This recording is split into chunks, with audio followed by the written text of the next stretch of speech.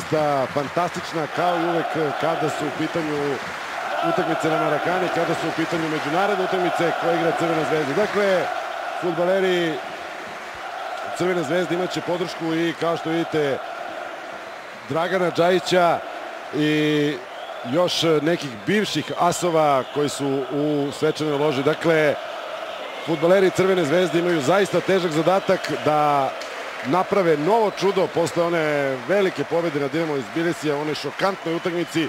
Imaju zadatak još teži, jer je Slavija svakako kvalitetniji protivnik od gruzijske ekipe, ali i protivnik koji je doneo i gol više prednosti u Beogradu u odnosu na sastav iz Tbilisija. Dakle, Crvena zvezda ima međutim strahovitu želju, strahovitu podršku navijača i vidjet ćemo koliko moći i koliko sreće večeras da eliminiše, odnosno anulira prednost Slavije i stigne do Lige Evrope, što je bilo zaista pravo čudo i veliki uspeh za ovaj novi tim Crvene zvezde, tim koji je u povoju i koji posle velikih problema prethodnih sezona jednostavno kreće od nule i uspeo je da prebrodi dve evropske prepreke.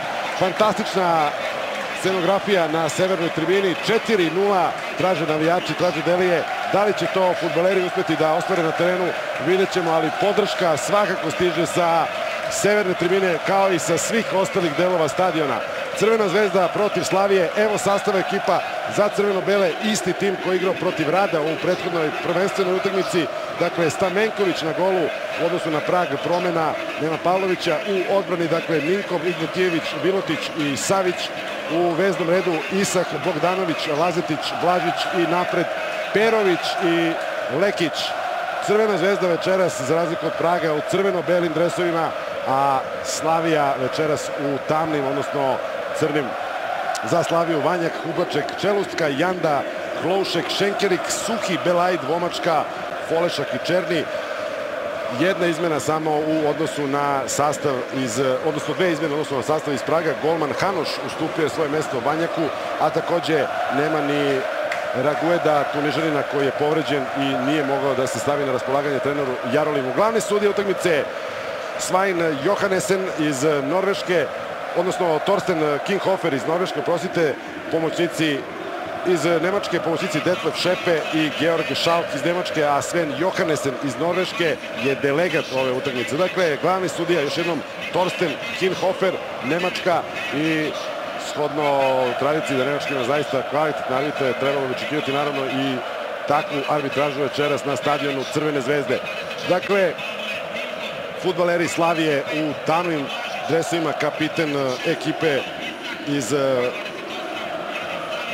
Praga u društvu kapitena Crvene zvezde Nikole Lazetića. Černi u prvoj utakmici imao je zaista sjajan nastup i bio je jedan od nosilaca igre. Evo i ko su rezerve: Pavlović, Savio, Lazović, Cvetković, Kadu i Jevtić. To je rezervna garnitura na klupi Crvene zvezde i ukoliko naravno bude potrebna ofanzivna igra, pre svih Kadu i Jevtić bi trebalo da budu ti koji prvi mogu da očekuju šansu. Fantastična atmosfera, bodre navijači crveno-bele. Počinje susret, počinje utakmica za plasman u Ligu Evrope. Crvena zvezda protiv Slavije. Slavija je donela ogromnu prednost iz Praga. Dobila prvi meč sa 3:0, ali fudbal se i ne bi igrao da je sve predvidivo napred i da čuda nisu moguća. Počeo je susret, Crvena zvezda kreće sa centra, lopta za Ignjatijevića. U štoperskoj liniji mlada garnitura Vujadin Savić i pojačanje iz Čukaričkog Milan Vilotić.